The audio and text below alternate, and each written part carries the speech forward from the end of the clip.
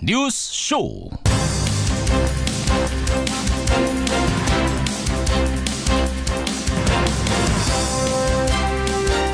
애청자 여러분, 간밤에 안녕하셨습니까?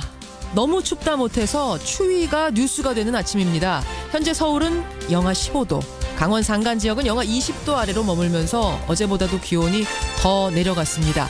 그냥 춥기만 한 게 아니고요. 제주도는 큰 비상이 걸렸습니다. 폭설로 제주공항이 마비되면서 발이 묶인 2,500여 명이 뜬 눈으로 밤을 지새야 했는데요. 잠시 후 2부에서 제주공항 연결을 해보죠. 그런가 하면 혹하니 무색하게 뜨거운 논란이 붙은 곳도 있습니다. 바로 가상화폐 시장입니다. 각국에서 규제 움직임이 일고 있는 가운데 우리나라에서는 거래소 폐쇄를 목표로 입법을 검토하고 있다. 이런 박상기 법무부 장관의 발언이 어제 나오면서 하루 종일 큰 술렁임이 있었습니다. 청와대가 나서서 폐쇄 방침은 확정 아니다. 진화에 나서긴 했지만 혼란이 상당하죠. 잠시 후에 이 부분도 인터뷰해보죠. 올 들어서 가장 추운 아침입니다. 김현정의 뉴스쇼 출발하죠.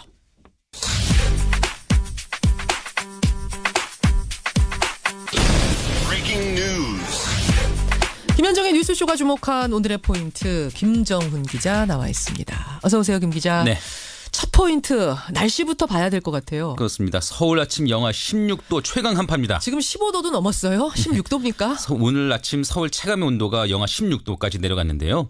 그리고 철원과 대관령은 기온이 영하 20도를 밑돌고 있다고 하고요. 예. 내륙 대부분 지역에 한파특보가 내려졌습니다.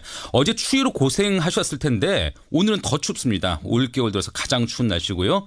낮에도 서울 영하 5도 등 영하권을 벗어나오기가 어렵습니다. 낮에도? 네.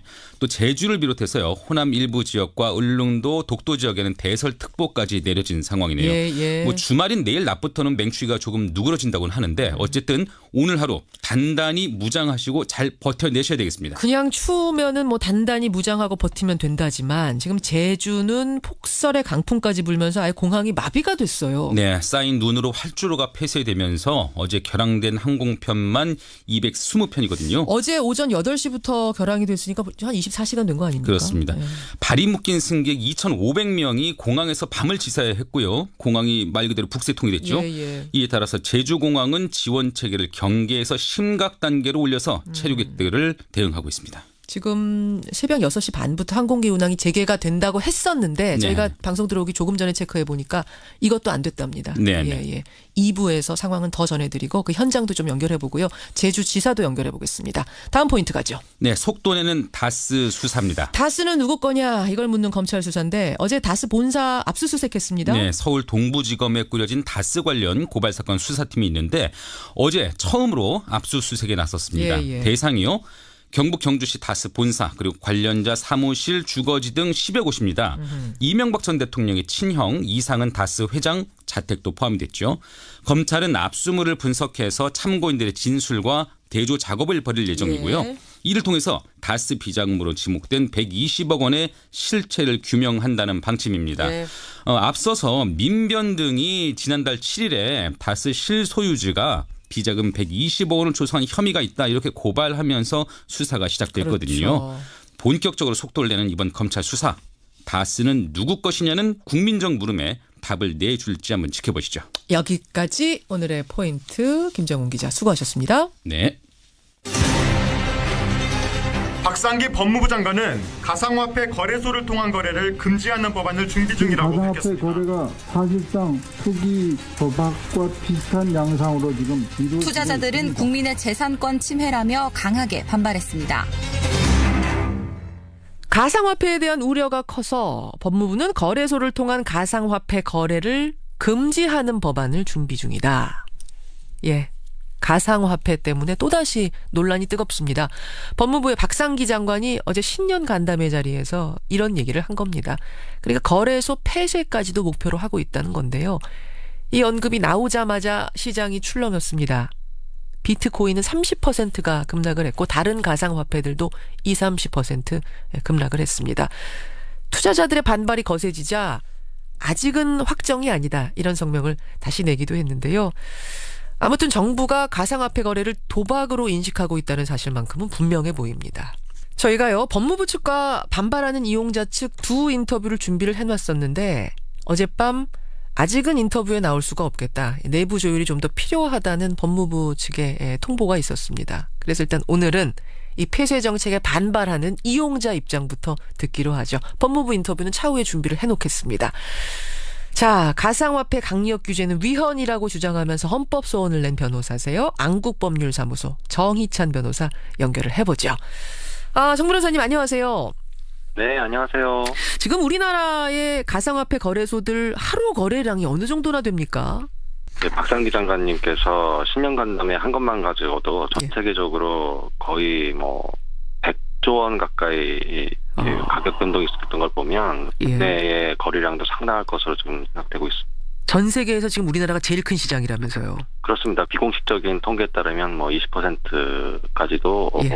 책임지고 있다고 평가가 되고 있죠. 그 정도죠. 하루 거래량 수조 원, 투자자도 대략 300만 명. 정확한 통계가 지금 잡힌 건 없습니다만 수조 원이 거래되고 300만 명 정도가 투자하고 있다. 이렇게 알고 있습니다. 네네. 가상화폐 거래소 폐쇄까지도 목표로 하고 있다라는 어제 박상기 법무부 장관의 입장, 그리고 금융위원장도 사실 어제 같은 말을 했거든요. 네, 그렇습니다. 어떻게 보십니까? 모든 분들이 잘 알고 있다시피 박상기 장관님께서는 애초 검찰 개혁이라는 시대적 사명을 다하시기 위해서 지금 그 자리에 계신 거 아닙니까? 예. 사실 암호화폐 관련 업무는 법무부 소관 업무도 아니고 소관 부서인 재정경제부 장관께 맡기셨으면 좋겠습니다. 검찰은 아직 법무부는 검찰 개혁이나 잘해라, 여기 신경 쓰지 말아라, 막 이런 이야기들이 어제 오고 갔어요? 예, 상당히 지금 그런 얘기가 많아서 저도 많이 놀랐습니다. 그러니까 일단 이것은 해서는 안 된 일이다, 폐쇄 반대 이런 말씀이신 거죠? 이거는 반대를 하고 찬성을 하고를 떠나서 예.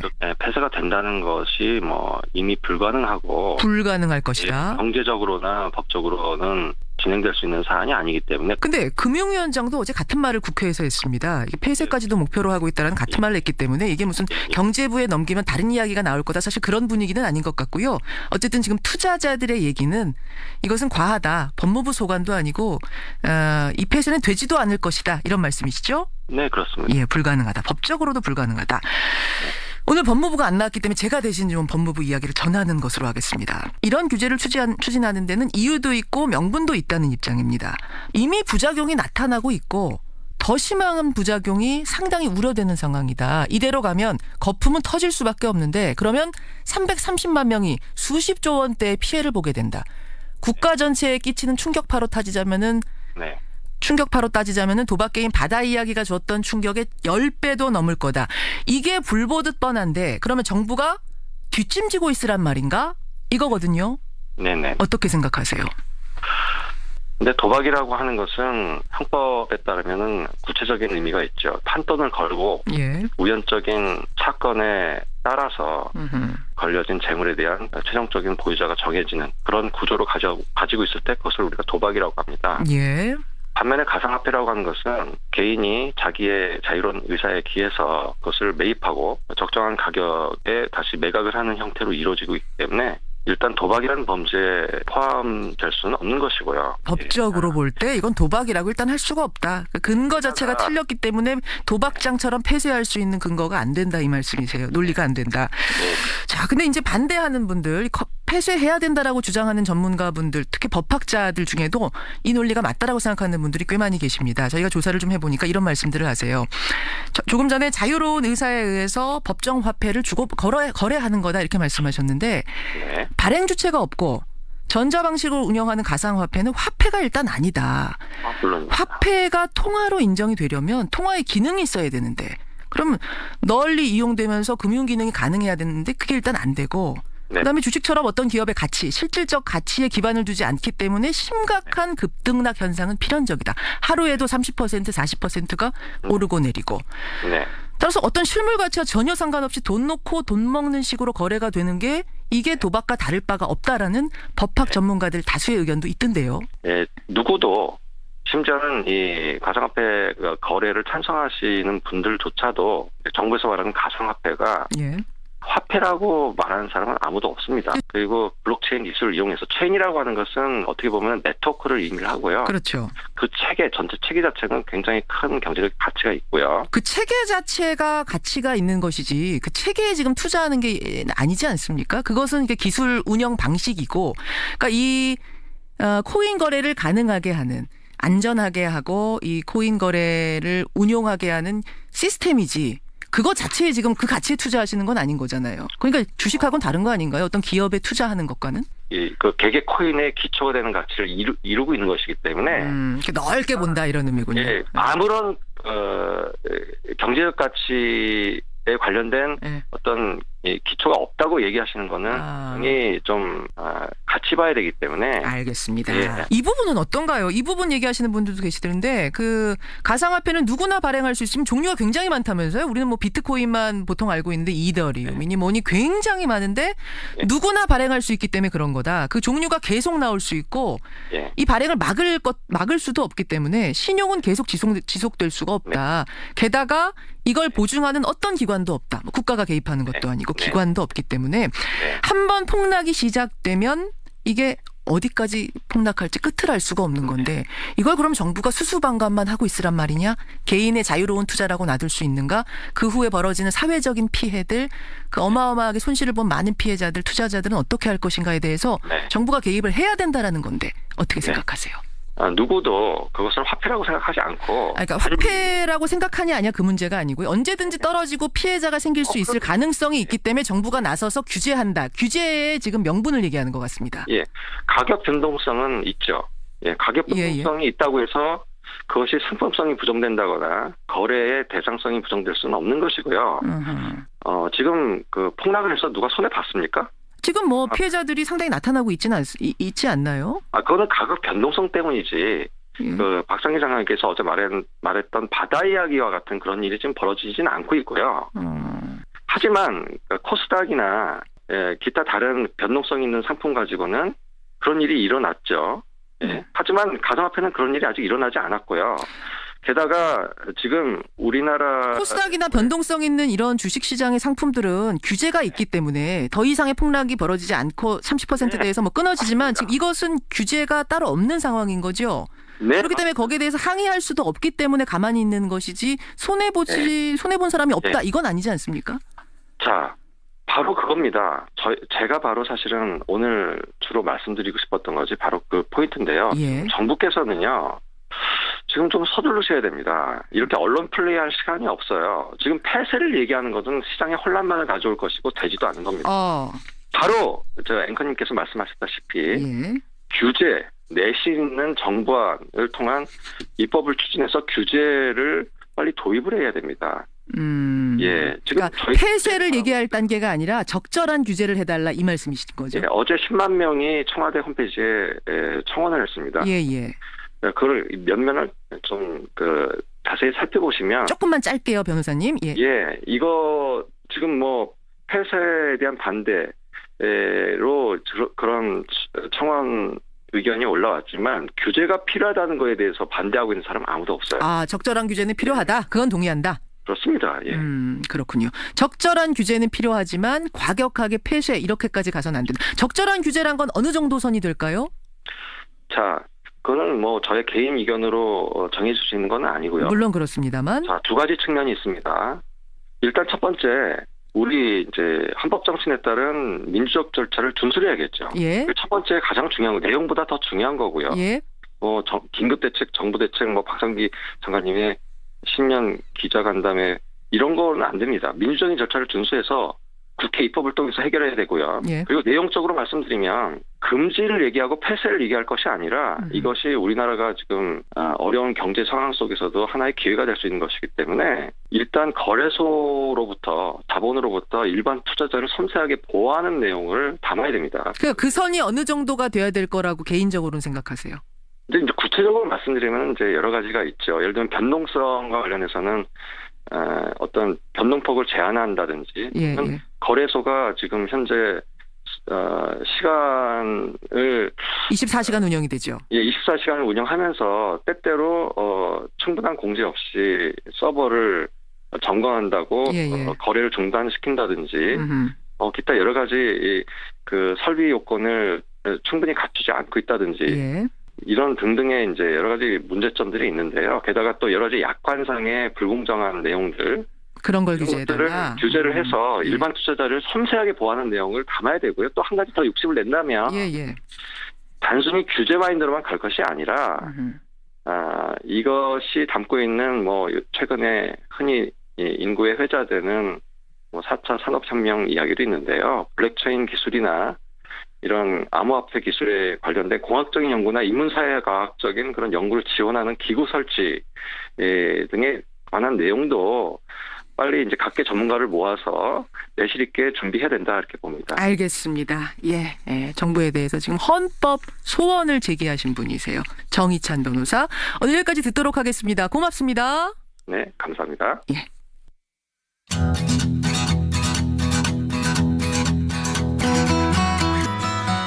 김성환의 행간 시사평론가 김성환 씨 나오셨습니다. 어서 오십시오. 네, 안녕하세요. 해보셨어요? 뭘요? 이거요. 가상화폐 투자. 전 대출금 갚느라고 힘들어가지고요. 투자할 여력이 없습니다. 안 해보셨고 주변에 네. 그냥 하는 분들은 많이 계시잖아요. 그렇죠. 300만이니까 저는 굉장히 많이 벌었다는 사람은 직접 보지 못했지만 10배 벌었다는 사람은 봤습니다. 그러니까 이제 너도 나도 투자하고 직장인들 우울증이 걸린다라는 얘기가 나올 정도인 상황인데 오늘 법무부가 인터뷰 약속을 했다가 이걸 취소하는 바람에 제가 법무부 입장에서 반론을 하다 보니까 저는 폐쇄해야 하는 입장이냐 뭐 이렇게 생각하실 수 있는데 그건 아니고요. 저는 법무부의 반론을 전해드렸다는 거 요거는 말씀을 좀 드리고요. 법무부 입장 인터뷰 곧 준비를 하겠습니다. 의견이 정말 많이 들어오는데 잠시 후에 제가 소개하고 일단 우리 행간 가죠. 청와대에서 왕 실장으로 불리는 인물이 있죠. 이 바로 장하성 정책실장인데요. 이 장 실장이 어제 고려대 청소 노동자들을 만나서 최저임금 인상에 따른 현장의 목소리를 들었습니다. 이 조만간 압구정 현대아파트에서 해고된 경비원들도 만날 예정이라고 합니다. 이 청와대 왕 실장의 현장 정치, 이 뉴스의 행간을 좀 살펴볼까 합니다. 그 고려대라고 그러면 장 실장이 교수로 재직했던 그 학교잖아요. 네, 맞습니다. 경영대학장까지 지냈는데요. 오래간만에 학교를 차렸을 텐데 별로 좋은 일은 아니었습니다. 이 어제 오후 2시부터 3시간 동안 이 청소 노동자와 대학 측 관계자를 만났는데요. 최저임금 인상 문제 때문에 지금 이런 걸 만난 겁니다. 이 지난달 청소 노동자 10명이 퇴직을 했는데 대학 측이 그 자리를 다른 청소 노동자로 채운 게 아니라 파트타임으로 시간제 일자리 일종의 알바로 대체를 하겠다 이렇게 노조에 통보를 한 겁니다. 이게 이제 최저임금이 인상이 된 걸 예고를 미리 이제 대비하는 차원에서 이렇게 했다 이렇게 노조 측은 보고 있고요. 일주일 넘게 항의 집회를 하고 있는 상황입니다. 이 고용 불안을 호소하는 청소 노동자들에게 장 실장이 도깨비 방망이를 갖고 있는 건 아니지만 말뿐이 아니라 진심을 다해 노력하겠다 이렇게 얘기를 했고요. 학교 측 관계자를 만나서는 가장 열악한 처지에 있는 청소 노동자들의 고용 안정을 위해 학교 측이 대책을 마련해달라 이렇게 요청했습니다. 그러니까 이게 10명의 노동자의 문제가 아닌 것으로 보고 네, 그렇죠. 말하자면 상징적인 장소로 여기를 택해간 거라고 보면 되겠군요. 네, 그렇게 봐야 될 것 같습니다. 그래요. 고려대를 직접 방문해서 청소 노동자 목소리를 들은 왕 실장 이 뉴스 행간 이면 들어가죠. 첫 번째 행간은 문재인 대통령 대신이다입니다. 대신 간 거예요? 네. 청와대 정책실장은 직장에 비유하면 내근직이거든요. 그렇죠. 직장에서 직위를 가지고 비교를 하면 기획 전략 담당 전무 정도? 이 경제정책의 밑그림을 만들고 청와대 수석이나 정부 부처 간 이견을 조정하는 역할을 주로 하기 때문에 청와대 밖을 벗어날 기회가 거의 사실은 없습니다. 이건 이전 정부 때도 마찬가지였거든요. 근데 장 실장이 외근을 나갔습니다. 직접 현장을 방문을 했거든요. 그래서 이번 일이 예사롭지가 않다는 겁니다. 그럼 왜 그랬을까? 바로 문재인 대통령의 뜻이 실린 거라는 겁니다. 지난 8일 수석 보좌관 회의 때 문 대통령이 이렇게 얘기했거든요. 아파트 경비원, 청소 업무 종사자 이렇게 콕 집어가지고 고용이 흔들리지 않도록 특별한 대책을 마련하라 이렇게 지시를 했습니다. 신년 기자회견에서도 취약계층의 고용이 위협받지 않도록 청와대부터 직접 점검해 나가겠다 이렇게 약속을 했습니다. 그러니까 장 실장은 이 청와대 최저임금 성이 왕씨가 아닙니다, 여러분. 네, 장하성 실장입니다. 청와대 최저임금 태스크포스 단장도 지금 맡고 있는 상황이거든요. 그러니까 장 실장의 현장 행보에는 문재인 대통령의 뜻이 실려 있다 이렇게 봐야 될 것 같습니다. 그래요. 예. 고대 청소노동자들을 만난 장하성 정책실장의 두 번째 행간 뭔가요? 두 번째 행간은 장하성은 제이노믹스의 설계자다입니다. 그렇죠. 그러네요. 네. 또 어제 고려대 방문요. 모양상으로만 보면은 김영주 고용노동부 장관이 가면 제일 좋습니다. 사실은. 그러니까 그 제이노믹스 설계자라는 거하고 고려대 방문한 거하고 무슨 상관이 있는 거예요? 그러니까 굳이 청와대 정책실장이 고려대를 방문한 이유 예. 바로 장하성이기 때문입니다. 그 학교 출신이기도 하지만 그게 상징성을 갖고 있는 것이기도 하지만 장 실장은 문재인 대통령의 경제정책 제이노믹스를 설계한 바로 당사자라는 겁니다. 뭐 왜 분노해야 하는가 이런 책을 써서 소득주도 성장이 필요하다고 주장을 해왔고요. 예. 문 대통령이 이런 점을 높이 사서 대선 직전에 안철수 캠프에 몰다왔던 장 실장을 스카우트해온 거거든요. 그렇죠. 그리고 경제정책 설계를 맡기고 지금까지도 지금 일을 맡기고 있는 상황입니다. 예. 이렇게 제이노믹스를 중요하게 생각하는데 제이노믹스의 핵심이 뭡니까? 소득주도 성장이고요. 소득주도 성장의 가장 핵심 중의 핵심이 최저임금 인상입니다. 그렇죠. 이게 지금 난관에 봉착했다는 겁니다. 예. 이 고비를 넘지 못하면 소득주도 성장도 안 되고 일자리 확대 모두 무너지게 되고 제이노믹스도 실패한다는 겁니다. 그렇죠. 장 실장의 현장 행보는 제이노믹스의 설계자로서 직접 현장의 목소리를 듣고 제도를 점검하기 위한 목적이었다 이렇게 봐야 될 것 같습니다. 그렇게 보면 되는 거군요. 예. 마지막 행간은 뭔가요? 마지막 세 번째 행간은 여론몰이에 맞대응하는 성격도 있다입니다. 이건 무슨 말씀이세요? 요즘 보수신문하고 경제신문 보신 적 있으세요? 예, 그럼요. 네. 최저임금 인상 역효과를 부각하는 기사들이 연일 기획기사로 쏟아져 나오고 있습니다. 부작용이 나온다는 얘기가 있죠. 예. 네. 뭐 동네 물가가 뛰고 일자리가 줄고 있다. 뭐 해고가 늘고 있다. 이런 심리적 불안감을 사실 부추기는 측면도 있거든요. 그러니까 실제로 그런 현상이 있기도 하지만 지금 심리적으로 더 부추겨지고 있는 면도 있다. 네. 그러니까 최저임금 인상은 언제부터 적용이 됐습니까? 올 1월이요. 올 1월 보름밖에 안 지났어요. 예. 아직 월급도 안 줄 정도의 시기밖에 안 돼요. 그러니까 한겨레 신문에 따르면 중소기업과 소상공인 협회에 언론사 기자들이 전화를 해서 현장의 아우성, 힘들다, 어렵다 이런 얘기를 소개해달라. 그런 사람들을 소개해달라는 요구가 엄청나게 많이 쏟아지고 있다고 합니다. 기자들이 그쪽에 전화를 해서 네. 그러니까 어려움을 좀 더 부추기고 있는 거 아니냐. 네네. 그런 사람들만 막 소개해달라는 얘기를 한다는 거예요. 그러니까 최저임금 인상 뭐 입장에 따라서 수용하는 태도가 다를 수 있습니다. 네. 기업주나 상공인 얘기도 충분히 들어야겠죠.